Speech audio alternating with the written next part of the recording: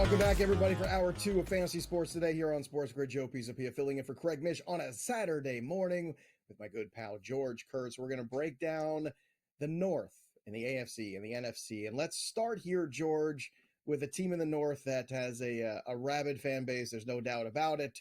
A global fan base, even nowadays. It's the Pittsburgh Steelers, and taking a look at the Steelers and what they possibly could do here to win the AFC North. You'll see right now the Ravens at plus 145, the Bengals at plus 165, the Browns at plus 450, which I think is ridiculous. That's a team I'm running away from. More on that later.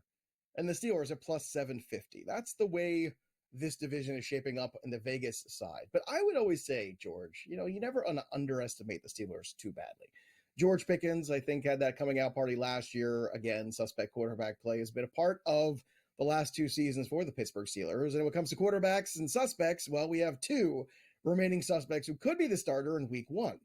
Maybe it's Russell Wilson, the veteran they brought in on the one-year deal, or maybe it's Justin Fields, just a tad younger with a bit more upside at this stage in 2024. George, I know Justin Fields we touched on just briefly at the top of the show. Played yesterday in the preseason. Has got a lot of good buzz in the preseason from the players, from the coaches. Things will look great. But again, that's football in shorts. We don't take that too seriously. A couple fumbles yesterday. Luckily, none were given to the other team. But still, you don't like the turnovers. That's not something that's going to endear you to your coaching staff. But this is a very simple mathematic equation. You're a math guy. At least you were in a previous segment in hour one. I'm looking ahead. I'm looking at the number of Russell Wilson's age, the number of Justin Fields' age, where the Steelers are currently in expectations. And I just don't get why we'd be running out Russell Wilson here to even start the season. I understand bringing in Russell Wilson because you don't want to put any pressure on Justin Fields, maybe. And maybe you do want to give Russell Wilson a few starts in September. But come on, George. I mean, if we're the Steelers here, are we really looking forward, or are we looking to week one? That's the big question. Where do you think Mike Tomlin is looking to with this quarterback situation? I think they're going to start Russell Wilson. I don't think they should. I think it should be Justin Fields. The problem is, he already said it's Russell Wilson's job to lose, right? Now Russell Wilson had the injury, now hasn't participated in camp for a bit, so that's giving Fields a leg up. And he did start last night. And really, he was actually pretty good, except for those fumbles, right? And that's a huge thing. You can't turn the ball over. And you heard Tomlin in the post-game conference. He was good except for the fumbles. He pointed that out too. And it's just such a bugaboo for NFL coaches here. He's already behind the eight ball as far as starting against Wilson, and you fumbled the ball. He was 6 of 7, right? He completed his passes here. Took a couple of sacks too, and that's what he does as well. Doesn't get rid of the ball sometimes. And his dropbacks they're not picture perfect. So I think it's going to be Russell Wilson. I don't think it should be, but I think it is. The other negative is, with Justin Fields, says he's not your prototypical NFL quarterback. You need the offense to be designed for what he does. And this offense is not designed that. It's designed for a prototypical quarterback like Russell Wilson. So that's another issue here. So yeah, I think it's going to be Russell Wilson to start. They're both going to play this season.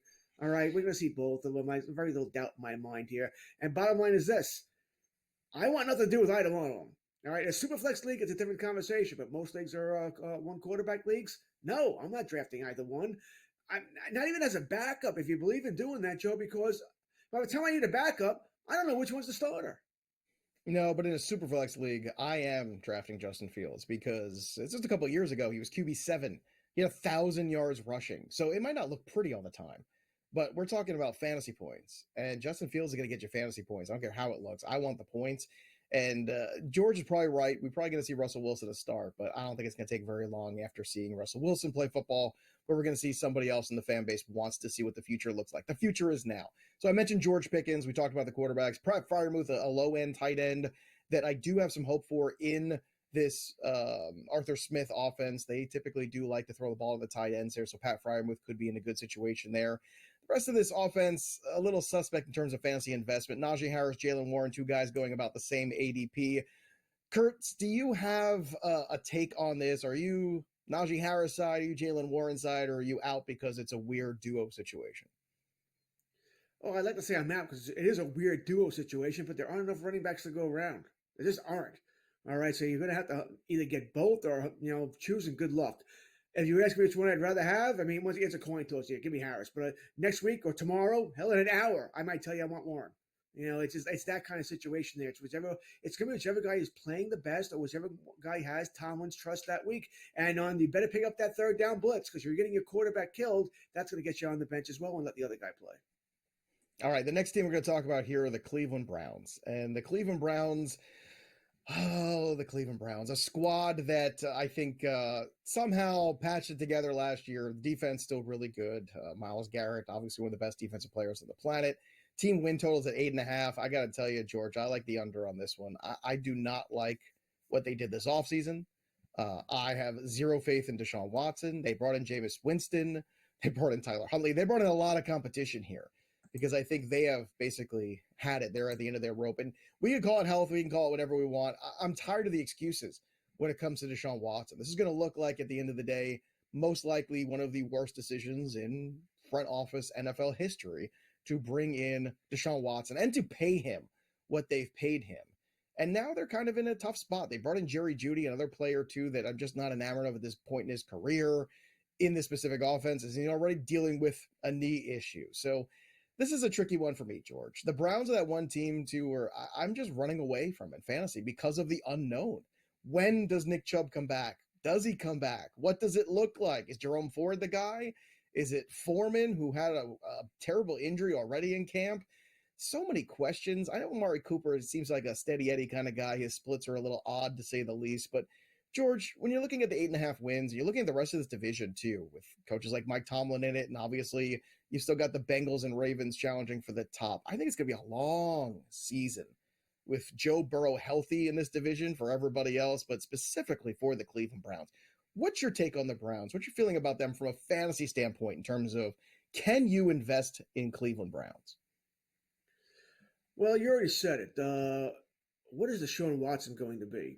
He's not going to be that quarterback he was in Houston, all right? That's fairly obvious. We're not getting that guy anymore. And you can sort of see that coming, right? Playing outdoors in Cleveland, was never going to be fun, especially as, we get the fall and winter here and the weather gets brutal. We don't know about Nick Chubb, right? We're pretty sure he's not playing week one. Maybe not in September. Maybe he ends up on PUP. Who knows? We don't know. And by the way, when he does play, will he beat Nick Chubb? That was a brutal injury he suffered there. So we'll see what he becomes. You mentioned Jerry Jeudy. Like I said, a lot of question marks. Probably too many to be comfortable with, especially in what is probably the best division in football from top to bottom. Each one of these teams is a good team. I wouldn't take the under, by the way. I think that's a little, that defense is legit. They're going to keep them in a lot of games there to see and we'll see which team makes the mistake in the fourth quarter to lose it, which I think is what's going to determine Cleveland's season. So I think they're going to play some boring football, by the way, because they're going to think, our team's not going to up some more 17 points. We're going to be 17-14 fourth quarter. We'll see what happens here. A lot of 21-17, 21-20 games coming in Cleveland, so not a lot of fantasy goodness. I'm not touching Deshaun Watson. All right, he's all yours. No, thank you. There's a lot of reasons I'm not touching him, and I'm not going to get into all of them on this show. Nick Chubb, I hope he comes back fine, Joe. I do, but unless the value's there, not touching him. Amari Cooper, the Cowboy fan in me, I'm still mad at him because the guy just disappears sometimes. Right? He's like a Casper the Friendly Ghost. What he is, poof, gone. And this drives me insane. There, I do like the tight end. I like the Njoku. I tried very hard to get him in the Scott Fish Bowl. I was sniped right before I went there, so that was annoying there. So that's my way of saying he's my favorite play to take on Cleveland, Njoku. I think Watson does look for him. I think he's coming along as a pretty good tight end.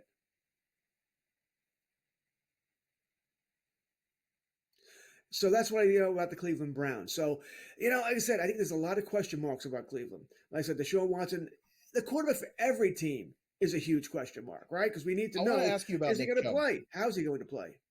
The Nick Chubb thing, I got to stop you there because the Nick Chubb thing is actually, we'll drag the Nick Chubb conversation real quick on Njoku. It's hard to understand liking Njoku considering he's played in the league so long, has relatively been nothing, and then Joe Flacco's the guy that unlocks him. I want to come back and talk more about that with George we return. Don't go anywhere.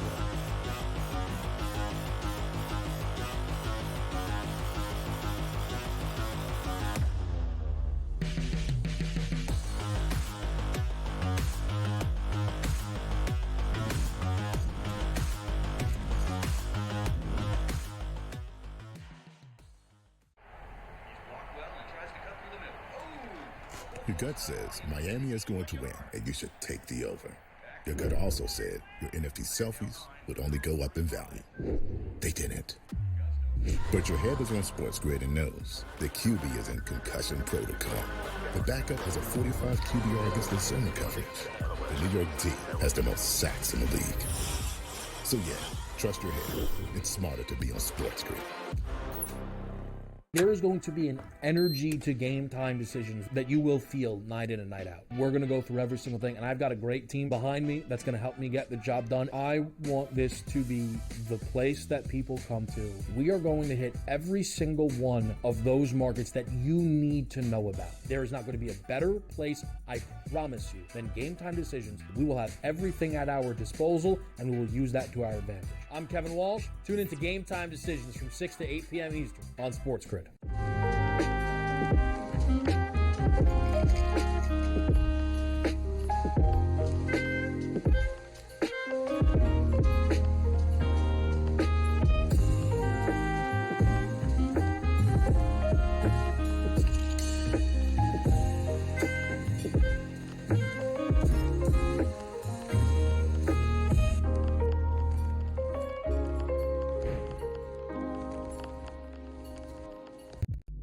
Talking about playing Pisapia, George, Taylor Hendricks, Isaiah Collins, a rookie, Cody Williams, a rookie, Bryce Sansamore, second year, maybe keep it Walker Kessler.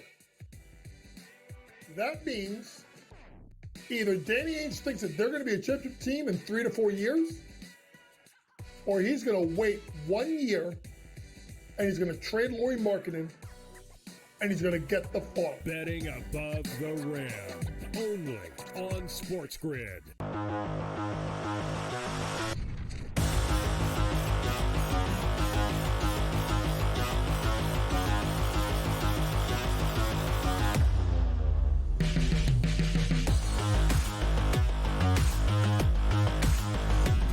So when we last left George Kurtz, he was talking about David Njoku and wanting David Njoku. I'm running the other way from David Njoku. 7 years in the league, George, never had more than 58 receptions in a season, ever.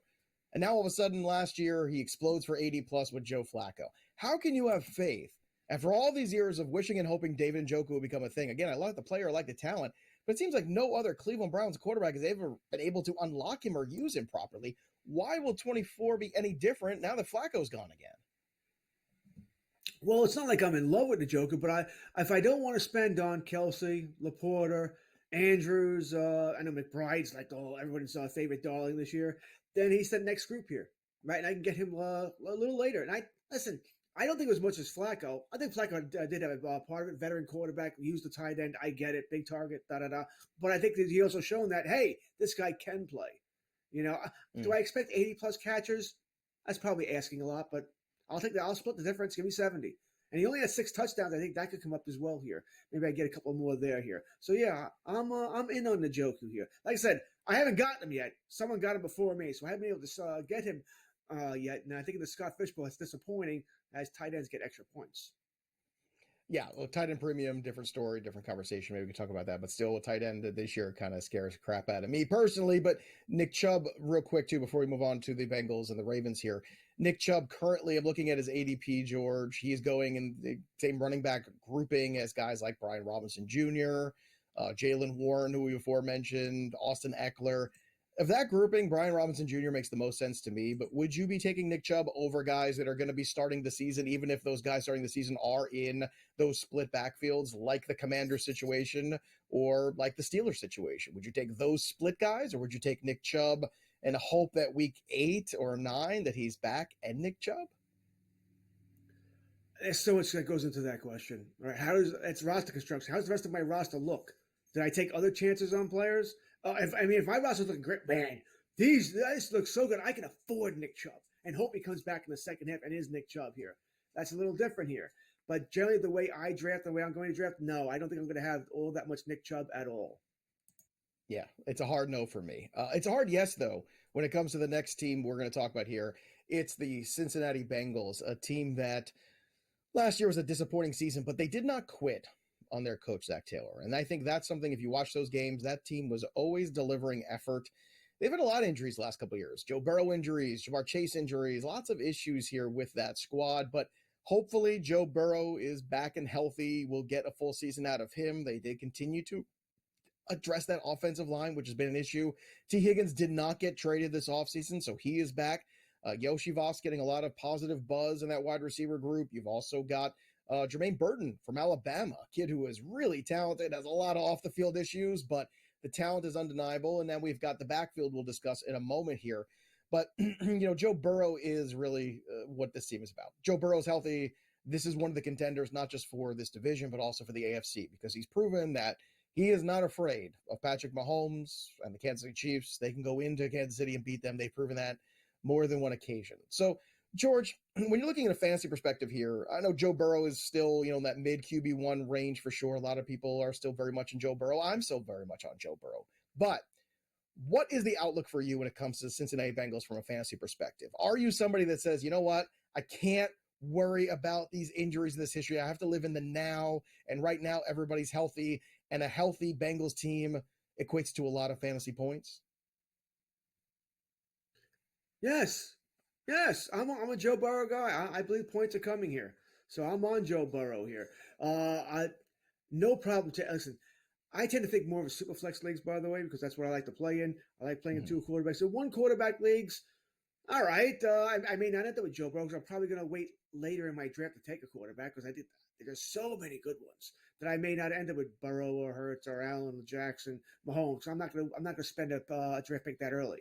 I'll take, as much as I may dislike Dak Prescott, I'll take him fantasy wise. I know the fantasy goodness is going to be there. Just can't win a playoff game. So I think Cincinnati's going to score. I think they I think when they didn't trade T. Higgins, by the way, they were announcing that they're going for it this year, right? Mm-hmm. Because otherwise you trade T, you're going to lose them. You know that. You're giving them away for free. So once you didn't do that, you're going for it this season. Joe Burrow stays healthy, which I understand is I wouldn't say a big if, but it's an if. I understand that he puts up a great season. I don't think he'll be the number one fantasy quarterback, but he'll be top 5, and I'll take that gladly. And if he's top 5, by the way, T, Jamar, they're getting a big portion of that. There's not much else there. There's no tight end to worry about. I'm not in on Gesicki, so it's going to be all about those wide receivers. Stay healthy, and once again, points are coming here. Really interesting, George, that T. Higgins is the 26th wide receiver off the board, but 2 years ago when he was healthy, he was wide receiver 17. Again, another guy that I think is just an extraordinary value in drafts. The Baltimore Ravens, another team where it's pretty easy. It's Lamar Jackson, it's Derrick Henry, and it's Mark Andrews. I just had a draft this past weekend, a Superflex draft, where I got Lamar and Derrick Henry. So I control all of the Ravens scoring. That's right, in fantasy. It all comes to that roster no matter what's happening. Even if Derrick Henry is the one throwing touchdown passes at the goal line, I'm still getting the points. But George, there are some questions about the Mark Andrews health the last couple seasons. Likely has filled in very well. Zay Flowers, some good moments, some bad moments with the drops. But again, it's all about Lamar Jackson to me in this offense, Derrick Henry in this offense. As much as I like Mark Andrews, I think there's better values at tight end because it's a deeper pool this year. What do you make of this Ravens offense? Is this one that you're investing in very specifically or generally because you think with Derrick Henry now, maybe things open up even more for Lamar in the passing game?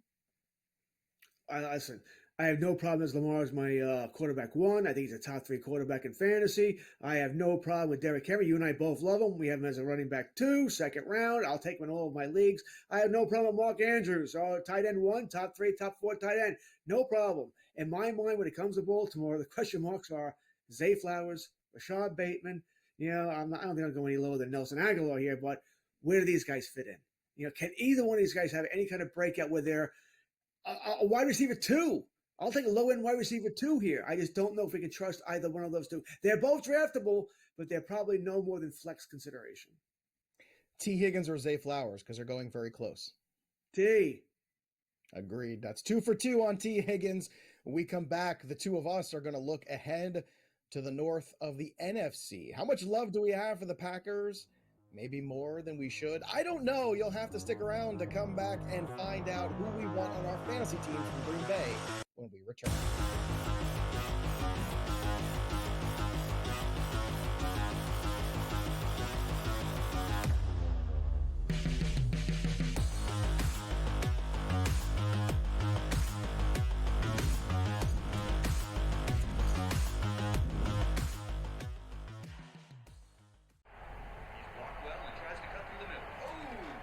Your gut says Miami is going to win, and you should take the over.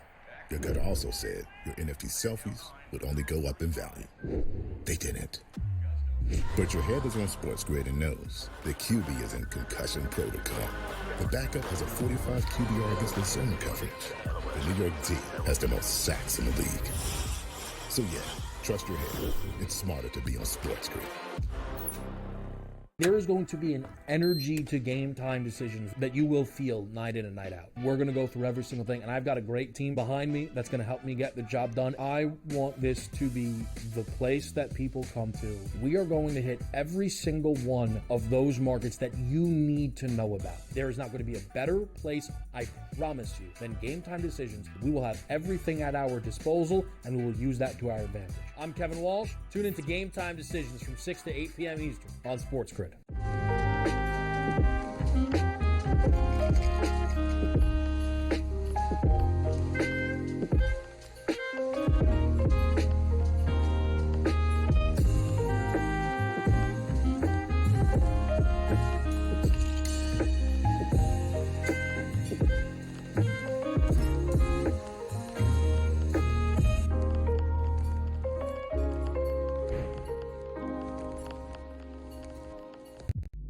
Talking about Pisapia, George, Taylor Hendricks, Isaiah Collins, a rookie, Cody Williams, a rookie, Bryce Santamore, second year, maybe keep it Walker Kessler. That means either Danny Ainge thinks that they're going to be a championship team in 3 to 4 years, or he's going to wait 1 year and he's going to trade Lauri Markkanen and he's going to get the farm. Betting above the rim. Only on SportsGrid.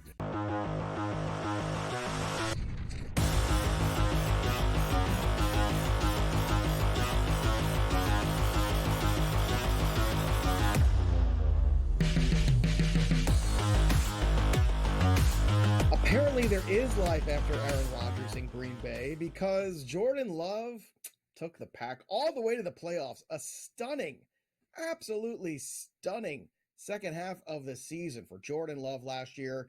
It was great to watch in fantasy. A guy that finished in a terrific way last year. QB5, if you can imagine, threw for 4,100 yards, 32 touchdowns, and now the Packers have expectations again, especially with the Bears having a rookie quarterback and, well, frankly, being the Bears, and retooling Minnesota Vikings team. We'll get to those teams in just a moment. We're going to start with the Green Bay Packers here and Jordan Love. Just to kind of run through some things for you, George.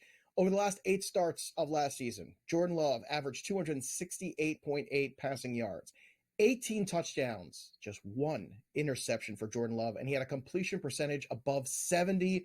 It was fantastic, and he was kind of doing it with a bunch of, let's be honest, no-name wide receiver. Like, Jaden Reed's a nice player. He got the most out of Jaden Reed, Romeo Doubs, all these pieces. He rarely had Aaron Jones on the field. So this was Jordan Love at his best without a lot to work with. This is also the youngest team in the NFL last year, looking to mature a little bit in 2024. Jordan Love is one of my favorite late-round QBs. I keep looking at this and saying, well, if he struggled so much in the first 6 weeks of the season and was so good in the last 8 weeks, I'm not trying to extrapolate numbers. I'm just saying what we saw last year, is probably the floor of Jordan Love. And that is something that I want to invest in. So if you're going to let the top tier quarterbacks go, or you're going to not like the ADP of the Richardsons or Lamars or even Joe Burrows, Jordan Love, to me, in that single quarterback league, George, is the pivot that I keep looking for time and time again. Him and Dak Prescott, both guys finished in the top 5 last year. Both guys are being drafted closer to QB 10 right now, or 11 or 12. So are you as, I should say, excited about Jordan Love in 2024 as I am? Excited? I don't know if I'd say we use the word excited. That being said, I don't have an issue with him as my fantasy quarterback. If I had to choose between Love and Dak, I'm probably going Dak only because, do the Cowboys have a running back? I don't think they do. Sorry, Zeke. So they're going to throw the ball a lot. That's where I'm trying to go with that. Where at Green Bay, I think they'll have more of a balanced offense here. So I think that might be why I would take Dak over Jordan Love. But once again, it's a small thing. It's the belief that I have. And anybody who knows me knows I am not a Dak guy. Once again, fantasy different from reality. I want you to throw the football. But Love's Green Bay, it's just not fair. Favre to Rodgers to Love.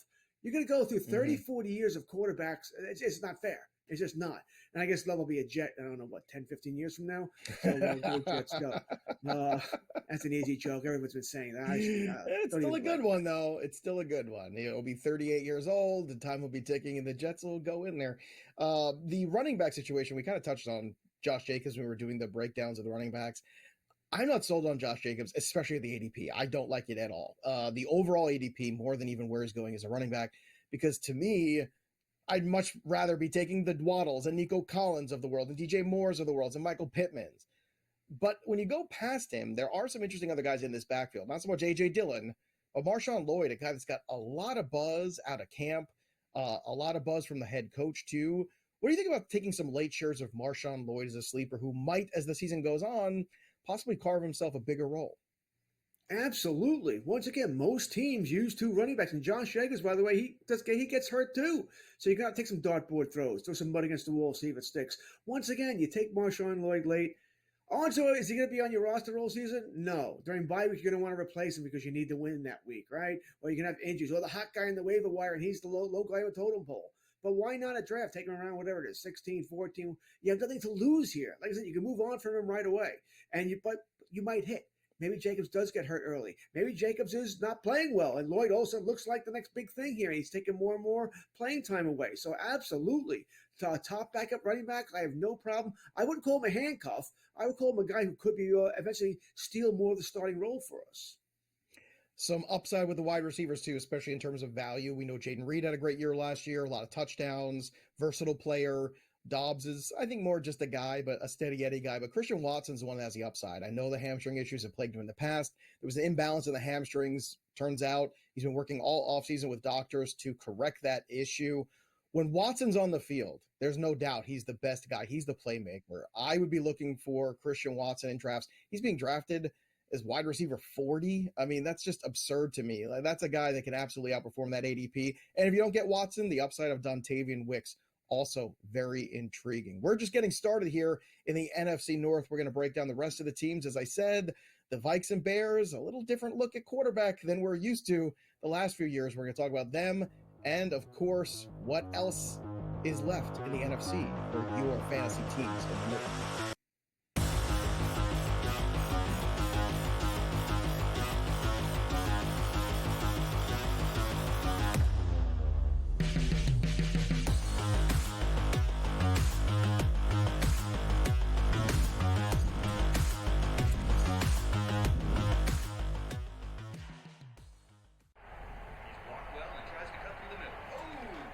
Your gut says Miami is going to win, and you should take the over. Your gut also said your NFT selfies would only go up in value. They didn't. But your head is on SportsGrid and knows the QB is in concussion protocol. The backup has a 45 QBR against the zone coverage. The New York D has the most sacks in the league. So yeah, trust your head. It's smarter to be on SportsGrid.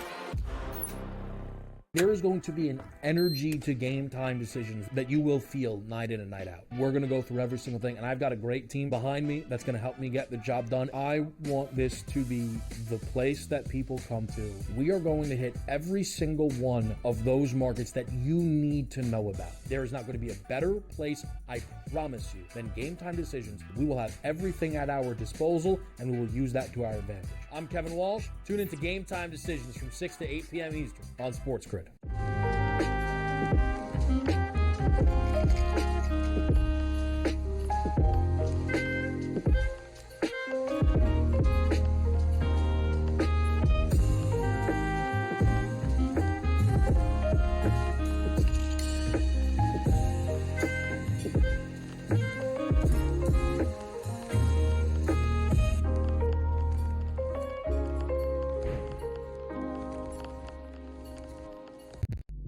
Talking about playing Pisapia and George, Taylor Hendricks, Isaiah Collier, the rookie, Cody Williams, the rookie, Bryce Sands, second year, maybe keeping Walker Kessler.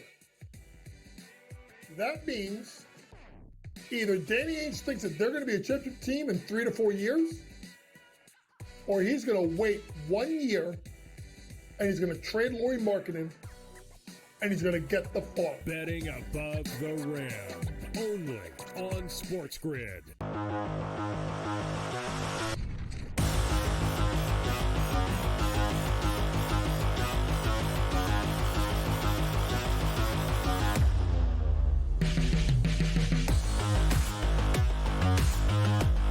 The NFC this year feels like a very simple conference to me.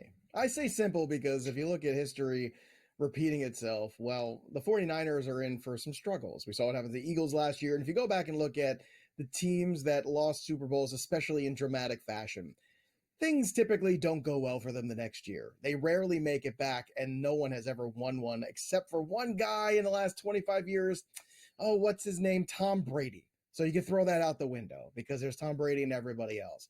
That's why I like the Lions so much this year. The Lions have been slowly running up that hill, Kate Bush style, slowly climbing the ladder. And the Detroit Lions are a team that has a home field advantage, which is something not every organization has. You look at the playoffs last year, the Detroit Lion fan base was psyched, to say the least, about the Detroit Lions having a home playoff game. It was wild there. And hard lessons last year, maybe that's the best way to put it. Sometimes you got to learn the hard way. Dan Campbell apparently had to last year because they had the 49ers on the ropes and they let them back in, and the rest is history. And so did the Green Bay Packers to a certain extent. So the 49ers kind of just eke their way through. I love the Lions in the NFC this year, and I also love them for fantasy. Why? Because Jared Goff plays all but 3 games in a dome this year between his home and road games. Jared Goff is the original indoor cat. He is that guy that has consistently been fantastic in those temperature-controlled environments. Love that for him. You already know my love for Jahmyr Gibbs.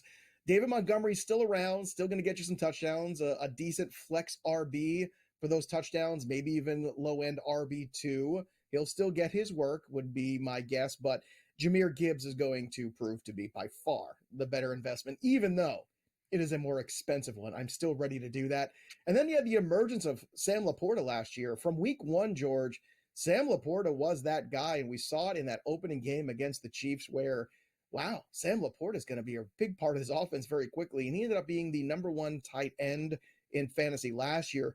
Can he repeat that, or do you think the ranks have it wrong? You think Travis Kelce still deserves to be at the top of the tight end board? No, I think it's Laporta. Kelce, I think they're going to manage his snaps, right? Make sure he stays healthy all year long. And I know we're not talking about KC, but they have some other weapons there. I think they'll hope to use those guys. Worthy, Rice. I don't think Rice gets suspended this year to keep Kelce healthier for the playoffs. I love Detroit just as much as you do. I'll take Goff as my quarterback 1, no problem. You and I already love Gibbs, Montgomery, even as a secondary running back. I like him. Love St. Brown. I think Jameson Williams, by the way, is going to make that next step. I do. I think he's going to take that next step into, I don't want to say stardom, but the really good wide receiver, that nice little tandem they're going to have there. And I already said Laporta is a fantastic number 1. They should have beaten San Fran last year. My best friend, by the way, is a Detroit Lions fan. Don't ask me why. He's my age. He always lived in New York. And I've asked him, how do you become a Lions fan in the 70s? How does that happen? But he is. He's always has been. And to see, the look on his face after that game, well, because the wide receiver kept dropping passes. That's why they lost. I know Campbell's a wild man, but if that wide receiver, why does his name escape me? He's not on the team anymore either. Yeah, I can't remember who it was either now. There's a lot of names in our head currently. Name escapes me, but if he dropped 2 passes. 2! Catches either one, they win the game. I'm gonna hang it on Dan Campbell again. I'm not hanging it on Dan. Dan Campbell's a wild man. You know what? I love the guy. He screwed George, up. you know why everybody hates Bill Belichick? Because he's boring. He plays field position. He plays the clock. He grinds things out there.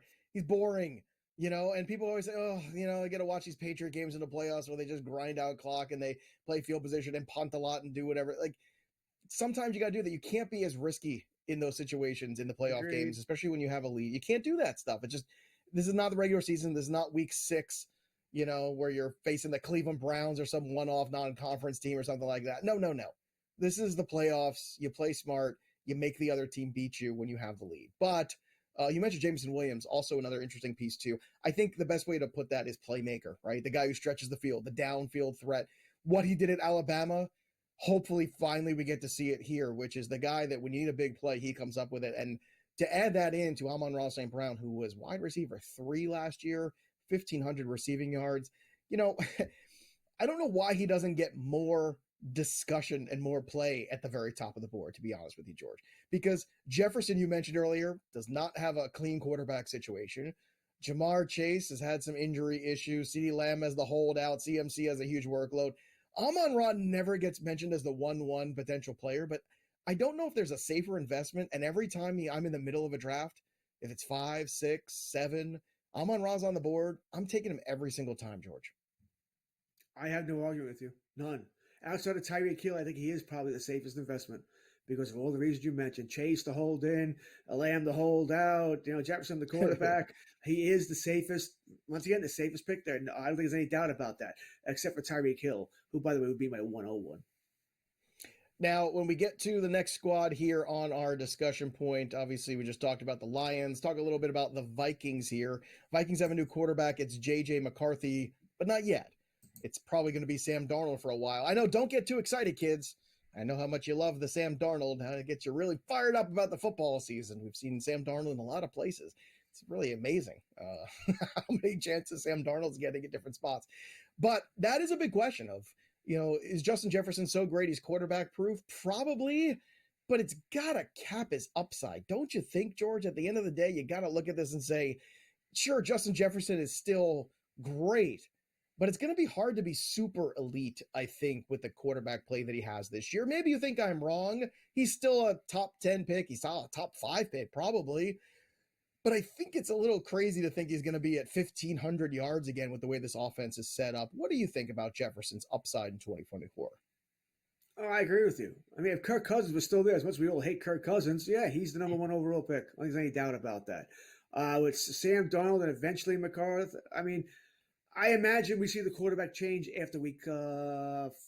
That's when their bye week is, right? Week 6. So, and also, by the way, if you wait that long, you avoid the Green Bay and the Jets playing them back-to-back, those defenses. Maybe you don't want, the rookie facing those defenses. You can put up there against the Lions. Granted, solid defense, but once again, not the Jets. So I think that's when we're going to see the switch here. I'm taking Jefferson first round, but I have some concerns of what you said. I think he puts up numbers. I think in some ways he is quarterback proof, but we're not going to see the monster season. We're just not going to see that. How are we? I mean, do we really expect? I know some rookie quarterbacks come out of nowhere, and wow, but that's a rarity. And a lot of those times in fantasy lands, because they can run, right? So they're getting fantasy points with their legs here, not necessarily throwing it. I think to expect Jefferson to have a big season, no, I can't quite go that far. But it's not like I said, I'm not avoiding him. There's just a couple other wide receivers, 1 or 2, that I'd rather have over him. Yeah, Aaron Jones, another one of these older running backs jettisoned in, playing in the same division and stuff. It's going to be a tougher sell there. And then Hawkinson ahead of schedule, that's great. I think if you miss out on all the tight end runs, maybe you draft him late and hope that at some point in the season you get him healthy and looking like Hawkinson. But the quarterback play, at the end of the day, runs the ecosystem. Speaking of quarterbacks, Caleb Williams is new in Chicago. Now, what can he do straight out of the gate when you're talking about Chicago Bears who've been searching and searching and searching for their franchise quarterback?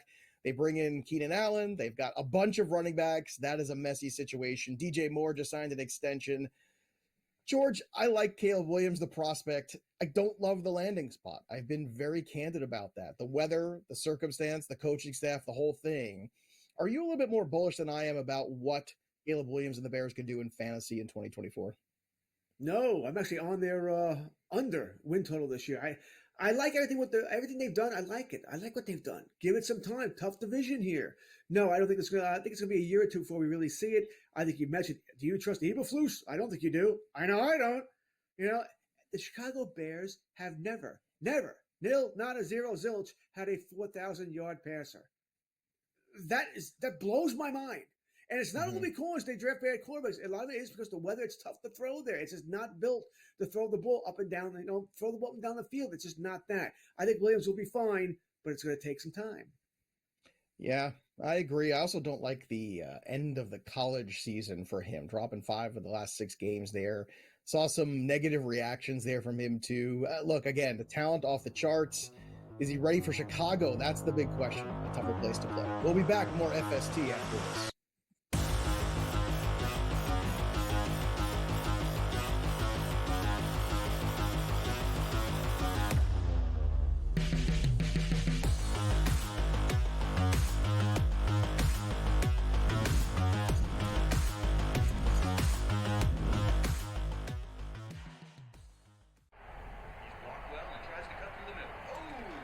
Your gut says Miami is going to win, and you should take the over. Your gut also said your NFT selfies would only go up in value. They didn't. But your head is on SportsGrid and knows the QB is in concussion protocol. The backup has a 45 QBR against the zone coverage. The New York D has the most sacks in the league. So yeah, trust your head. It's smarter to be on SportsGrid.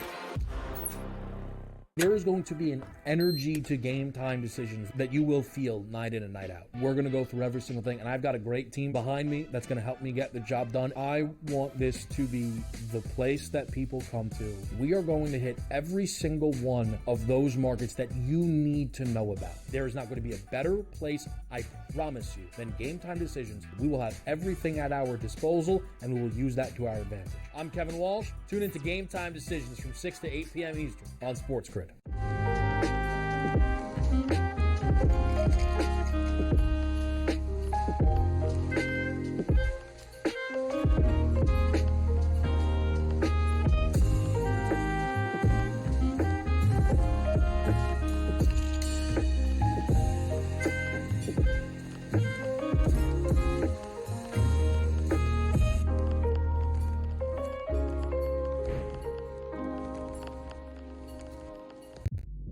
Talking about Pisapia and George, Taylor Hendricks, Isaiah Collier, the rookie, Cody Williams, the rookie, Bryce Sands, second year, maybe keeping Walker Kessler. That means either Danny Ainge thinks that they're going to be a championship team in 3 to 4 years, or he's going to wait 1 year and he's going to trade Lauri Markkanen and he's going to get the farm. Betting above the rim. Only on SportsGrid.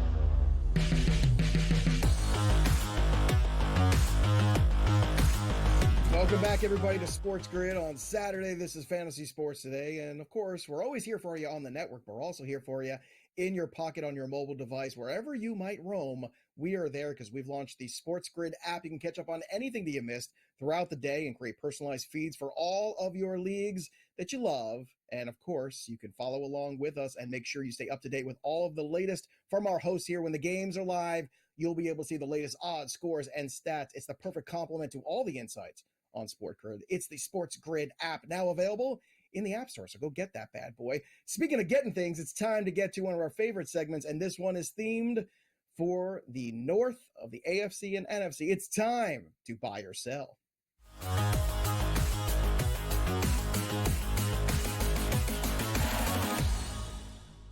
All right, here we go, George. Here's the first question off the board. Amon-Ra St. Brown will be the wide receiver 1 in fantasy this season. Did Joey P write this question? He might have.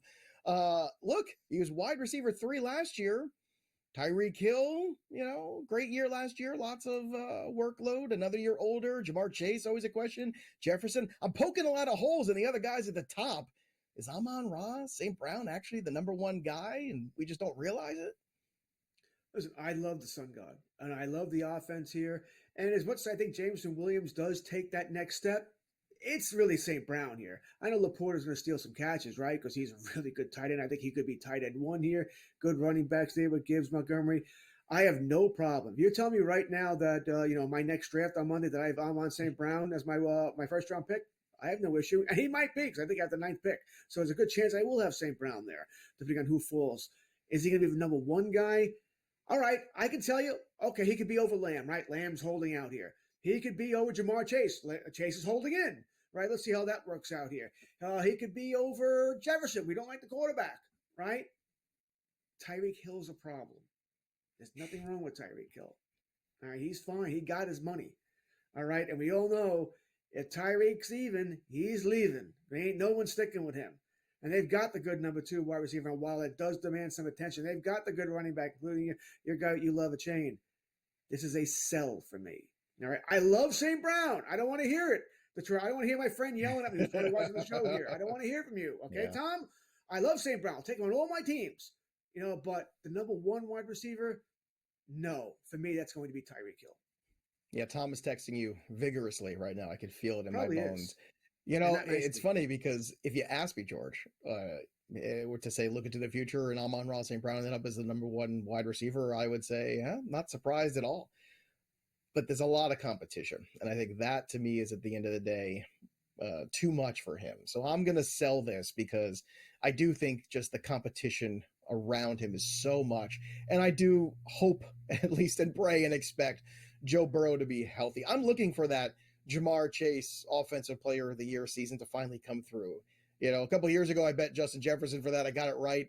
The only other bets I ever make on every year are Jamar Chase. And I just keep waiting for it finally to happen. And it never does. Could this be the year? I hope so. And it's also difficult to not think of, you know, the guys who basically are their offenses like CeeDee Lamb. I mean, CeeDee Lamb is his offense. So many targets go his way. That volume is absurd. So, yeah, I think it's a sell for me, too. Next one here, another great question. One of our favorite toys in fantasy. Lamar Jackson will finish lower than QB3 this year. The two-time MVP, Lamar Jackson, you're buying or selling that he is going to finish lower than QB3 this year. Last year, just for reference, he finished as QB4. I mean, it's a possibility here.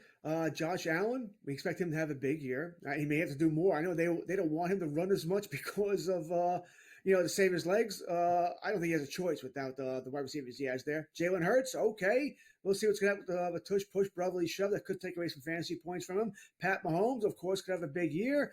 Maybe Stroud really comes up. Burrow, so it's certainly a possibility. But no, I'm not banking on this. All right, love Lamar Jackson. I mean, I think Derrick Henry will steal some touchdowns, yes, but it's not like Lamar Jackson was a huge goal line runner here. You know, he's gonna. I think he'll be running more because he'll have room to run with Derrick Henry there. No, I think he's a top 3. I'm drafting him as a top 3 quarterback. I expect to finish top 3. If I didn't, he wouldn't be a top 3 quarterback for me. That's simple. Mm-hmm. So no, this is a sell for me. He will finish top 3. Look at George and I agreeing again. It's a sell for me too, George. I'm right there with you. He's the number 3 quarterback on my board. I just drafted him this weekend in the Expert League Flex Draft, the Super Flex. I got him with the 6th pick. I couldn't believe he was still there floating around. Love that. Give me all of the Lamar Jackson I can handle this year. And when you're setting up the RPOs here in this offense, I got to ask you, you're a linebacker. What's the decision you're making? You're going to look for Derrick Henry to run over you, or you're going to look for Lamar Jackson to run past you? It's going to be a long day at the offense for any defense. All right, next question here on our board is about David Montgomery. Will he rush for 10-plus touchdowns this year? George, you're buying or selling 10-plus rushing touchdowns for David Montgomery? This one, touchdowns are so finicky here. We love this offense. Certainly a possibility. But how many did he had last year? What he had? 13 last year? 13 last year. 13 rushing touchdowns. So he got it last year. I think Gibbs is going to get more. I'm going to sell. I feel much better about the other 2 than I do this one because I think touchdowns are finicky. He's sort of guessing here that he does, that he doesn't here. I'll say Gibbs steals some. Maybe they throw the ball a little bit more. Maybe Montgomery gets hurt. So I'm going to sell here. I'll say no, but I don't feel great about it. I'm going to buy. I'm going to go that he goes over double digits again. I don't think he's going to get to 13. I think it's more like 11 or 12. So it's just barely by the skin of our teeth we get this one. But David Montgomery is still going to get a ton of work. I think the efficiency of this offense is where it comes down to. I think they're going to get a ton of scoring opportunities. And I think that division is frankly a little soft right now for them by comparison to what it's been in the past. So a good situation for Montgomery. Last, Jordan Love will have the most passing touchdowns in the NFC North. Obviously, the competition here a little bit different. Darnold, McCarthy. We're talking about Jared Goff and Caleb Williams. So Goff certainly one that can contend for this. But what do you think? Jordan Love, most TDs in the North? Goff. Selling. I'm going to sell everybody today. I'm sell. Jared Goff has the most touchdowns in the NFC North. All right, I'm going to buy it. I'll just go the other way for fun. I think it will be close, but I think Jordan Love is going to throw the ball more in that situation. And I think Jared Goff benefits from the running backs that he's got in his room there. All right, good stuff. When we come back, more FST. We'll be right back after this quick break.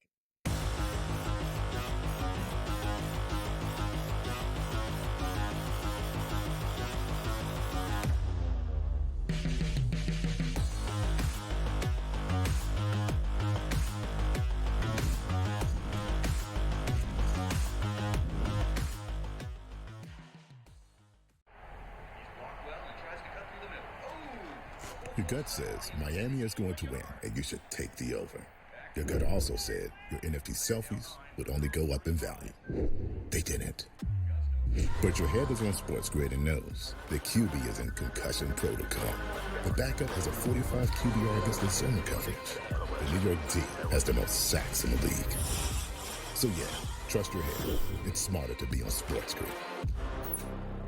There is going to be an energy to game time decisions that you will feel night in and night out. We're going to go through every single thing, and I've got a great team behind me that's going to help me get the job done. I want this to be the place that people come to. We are going to hit every single one of those markets that you need to know about. There is not going to be a better place, I promise you, than Game Time Decisions. We will have everything at our disposal, and we will use that to our advantage. I'm Kevin Walsh. Tune into Game Time Decisions from 6 to 8 p.m. Eastern on SportsGrid.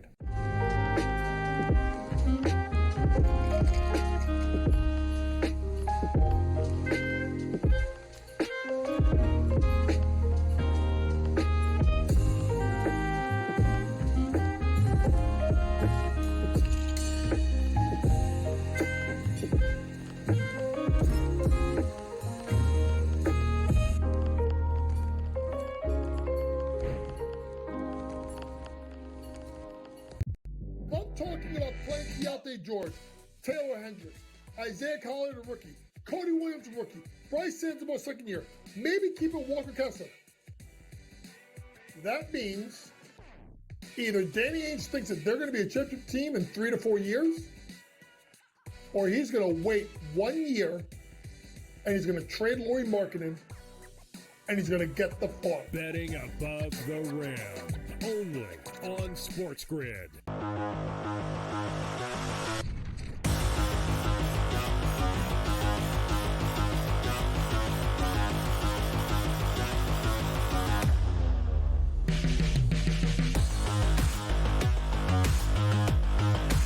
Before we wrap things up here on FST, just a reminder, stick with us on the grid for more amazing content. 11 to 1 today, Eastern Time, Game Time Decisions with the one, the only Joe Ranieri. He and I are sharing the same wardrobe, I believe, today. In-game live. It's got you covered for all of the action starting at 1 p.m. After that, we've got Olympics today. We've got baseball today. We got a lot you can wager on, so make sure you do it. And it's also a great time to look at the numbers. And here's a fun stat from Sam Yarnell, our producer, put this together for us today. This is fun. Talk about how the games have changed over the years. Well, check this out from Codified Baseball. MLB batters facing a starter for the 4th time in a game. 1974, 13,000 times. Let's take a jump to 1994. Shortened season, 5,000 times. Okay, shortened season with the strike. So far in 2024, George, 341. George, the game has changed, has it not? Oh, it's changed immensely. Right, forget 4 times, by the way. They don't even want you to go through a lineup 3 times, right? As soon as you get through it twice, they're looking for the bullpen. Yeah, the game, listen, most pitchers are told nowadays, throw the ball as hard as you can for as long as you can. And then when you're done, we're going to get the reliever who's going to do the same damn thing. All right, throw the ball as hard as you can for as long as you can. That's all it is here. They don't want you putting the ball in play. Everyone's the launch angle, the exit velocity and all that. All they want is home runs, so they want to avoid that as much as possible. The game has changed immensely. Fundamentals, moving a runner over, hit and run. I'm the Yankee fan, Joe. I couldn't tell you, and I watch every game, I couldn't tell you the last time the Yankees did a basic hit and run. Well, it sounds like you're in a good frame of mind for another complaint fest. So let's get to the Sports Grid 60 right now with George Kurtz.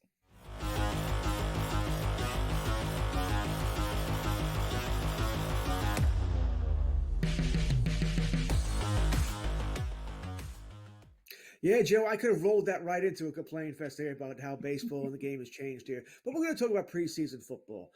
I'll be the first person to tell you, I was excited. Not so much for the Hall of Fame game last week, but for this week, man, I watched that Panthers-Patriots game, and I'm like, oh, my God. All right. But hey, one game, not a big deal. Watched last night. All right, a little better here. I know the Cowboys are on tomorrow at 4:30, the NFL Network. Yeah, I'll be watching it. Probably watch the whole game. And then by the time week 1 ends of preseason, Monday, I'm going to be like, oh, my God, when is the regular season starting? I can't take this anymore.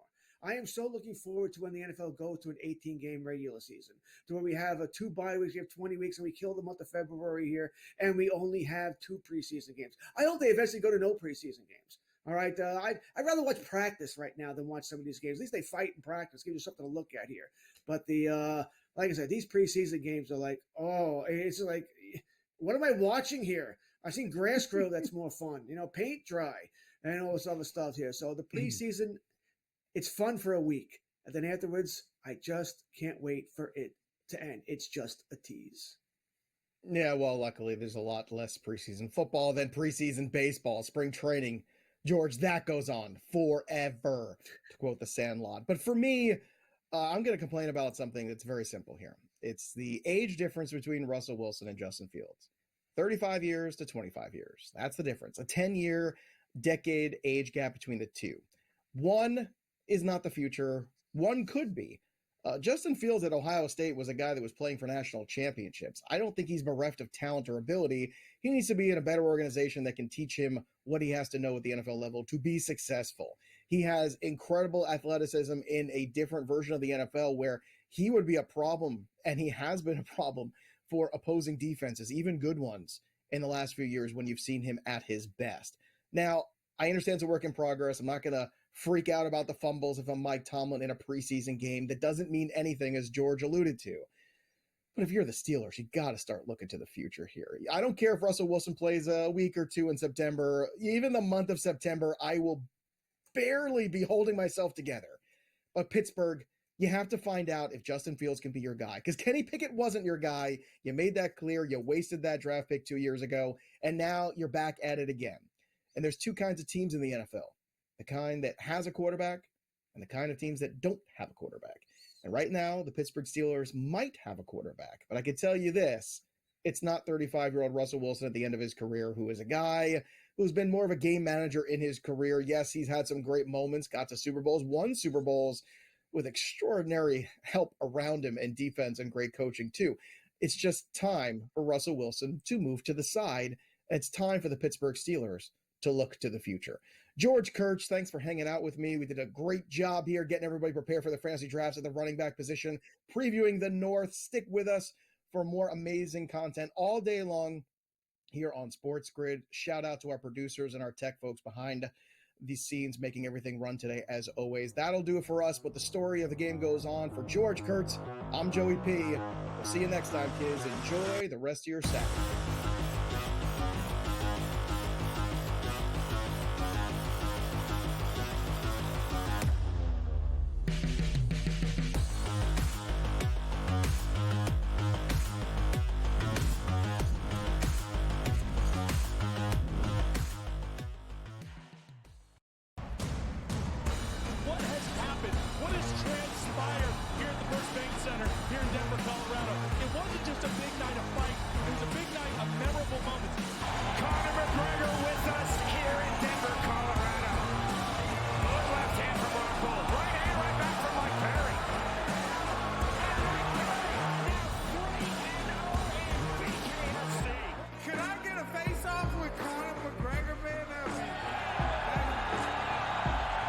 It's an incredible setup here, incredible matchmaking, incredible storytelling. Oh, you had to come here. All these fighters that step in here are warriors, and all have my respect. And I'm into this game, yeah. I'll be into this, yeah. And we are live here in the Maverick Center, here in Salt Lake City, Utah. Folks, what a night. It is going to be historic indeed for BKFC 56. Whoever's the king of violence right here, this is going to be a great fight. Harry on the target for left hand. Right hand from McCarry. Double jab. Who's the king of violence? I am! Combat fighting in its purest form. Bare knuckle fighting in the City of Angels. 80 seconds remaining. We've got the biggest announcement in the BKFC history we're about to make, so let's make that announcement. What's up, Knucklemania? The notorious Conor McGregor here. Ladies and gentlemen, the huge announcement that I have for you today. Conor McGregor, myself, and McGregor Sports and Entertainment is now an owner of Bare Knuckle Fighting Championship. Welcome to the big leagues. David Feldman, baby, we did it. He's now an owner of BKFC with us, and we're going to take this motherfucking thing off.